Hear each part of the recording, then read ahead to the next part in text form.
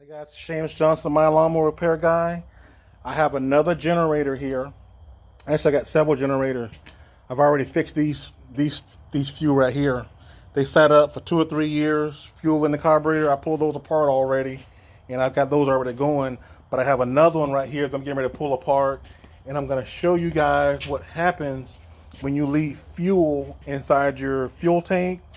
You leave fuel inside your carburetor. This machine right here is set up for at least, the customer said, at least 5 years without being used.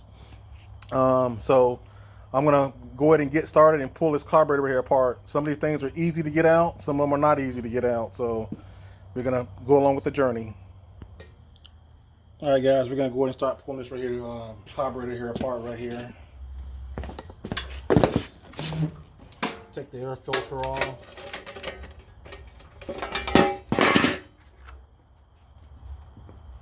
This thing has a million screws in it. 8 millimeter. 8 millimeter. You don't want to lose your screws.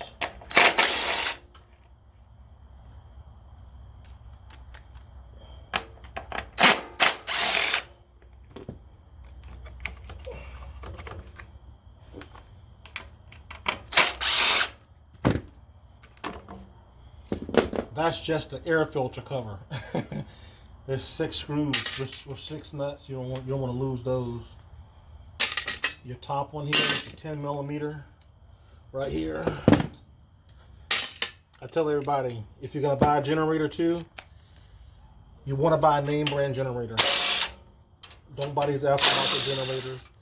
Buy something that's name brand.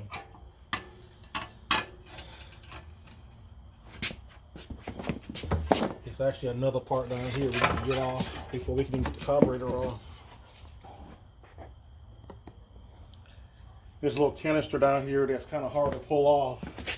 This got to come off too, just to even get to the nut behind the carburetor to get it off. There we go. That slides up. Put that to the side. There's a 10 millimeter that's behind there holding this right here little panel on. That's got to come off. There we go. And this whole cover that can come off.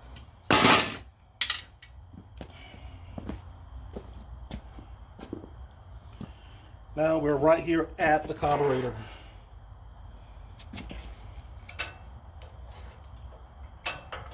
Pull it up a little bit. Take our linkage off. Take our spring off.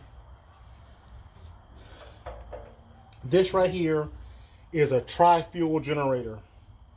It can run off of natural gas, propane, and your regular gas here. There's a big, huge line up here. There's 2 gas lines. This big one right here, that's for your propane.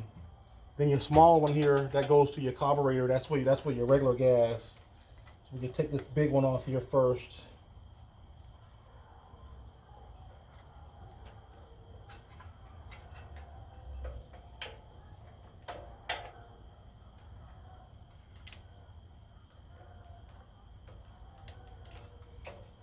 I'll pop it off, pry it off.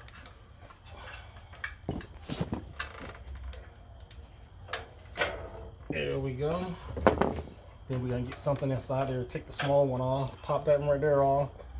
And that fuel's running and that fuel stinks like crazy. Turn your fuel off right there.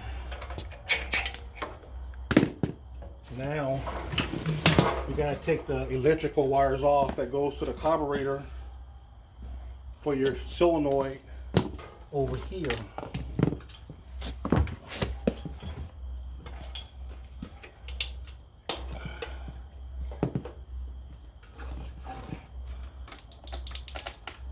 A bunch of wires back here. Pop those wires off.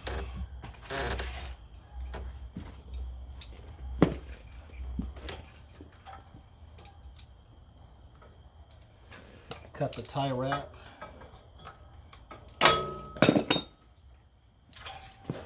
These are the wires right here. They got to plug in.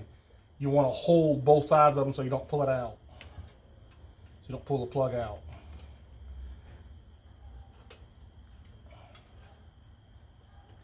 Just like that.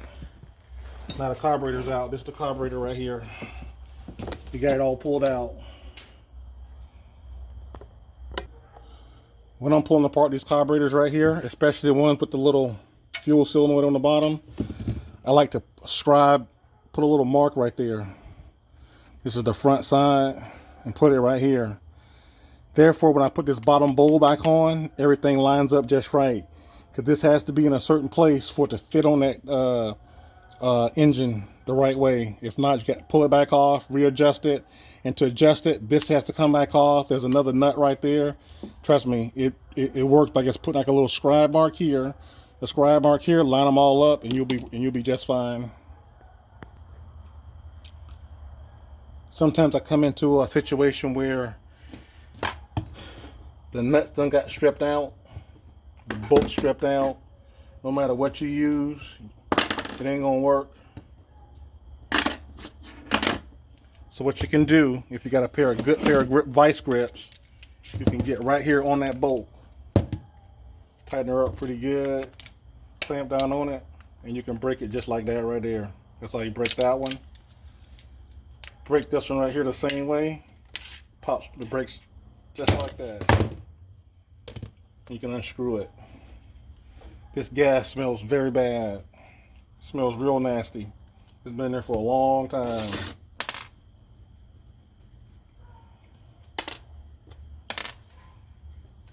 That gets twisted out. Look at that. This little needle right here. That's supposed to spring up. It's baked on there. Look at it. See all that stuff that's on there? It's baked on there real good. It ain't even moving. So I know that the inside is gonna look pretty bad. Also too, there's a little washer, a little rubber washer that goes right there. It's stuck up inside there. You can pop that out. Probably gonna put a new one on there tomorrow morning.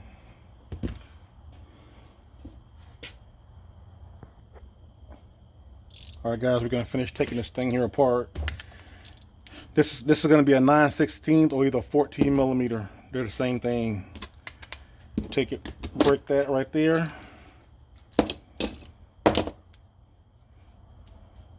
Unscrew it.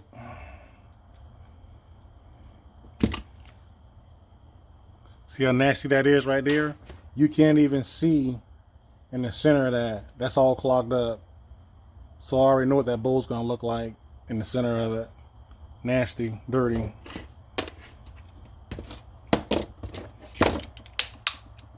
You guys ready? 1, 2, 3. That's what the bottom of that bowl looks like. Very nasty, very dirty. It's all gummed up. So we're gonna soak that bowl there too. Toss that in our solution. Another thing too, if you look at this right here, float right here, if you ever get into a situation where the floats is sticking up like it's right here, that's very bad. That means that the tip of your needle, which is rubber, that tip is swelled up from being in gas for so long. And if you try and reuse it, all it's going to do is restrict the flow of gas coming to the carburetor. Either it's going to run and shut off, or it's going to surge on you because you're not getting enough fuel. So let's pull that out.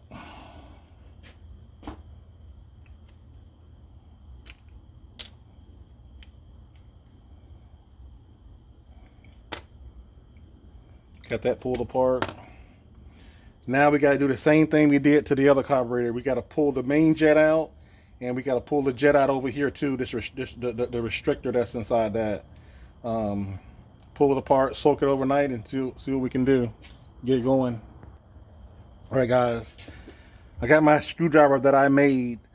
I ground it all down really fine and put a good tip on it so I can actually get down inside there and actually pull this thing here apart. You don't want to strip that out. If not, you're in deep trouble. This gas stinks.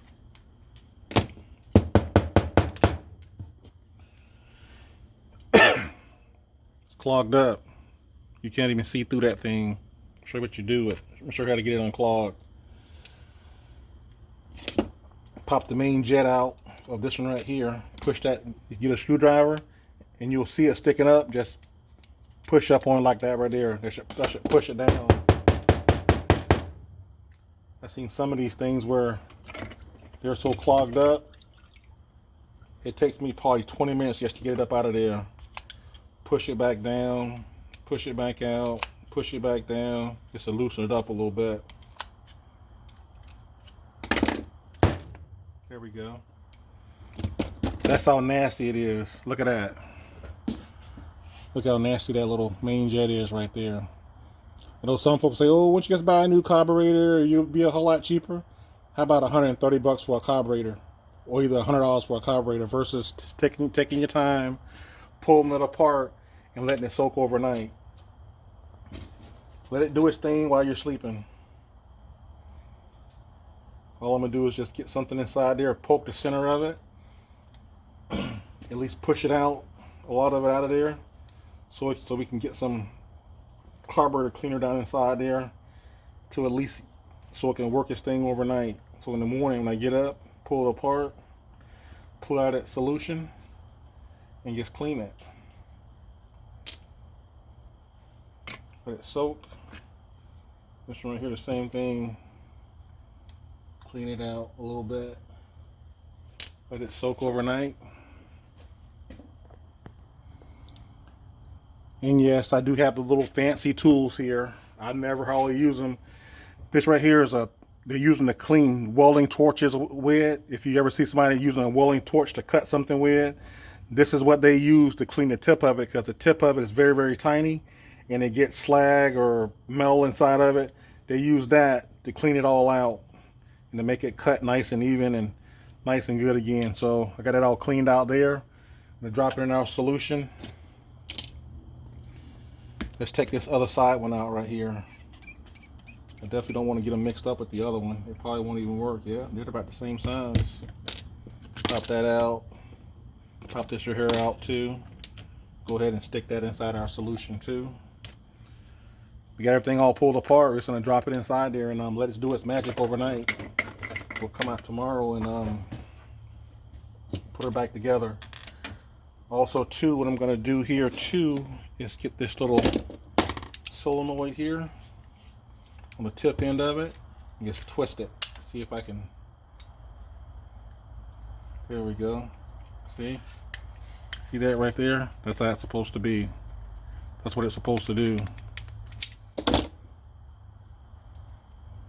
That's how long it's been setting up. The whole thing is just all varnished up. It's all stuck together. So I got it loose now. But I'm gonna let it sit in that solution overnight and let it clean itself up. And then tomorrow, come back out here and put everything together and show you part 2 of the video.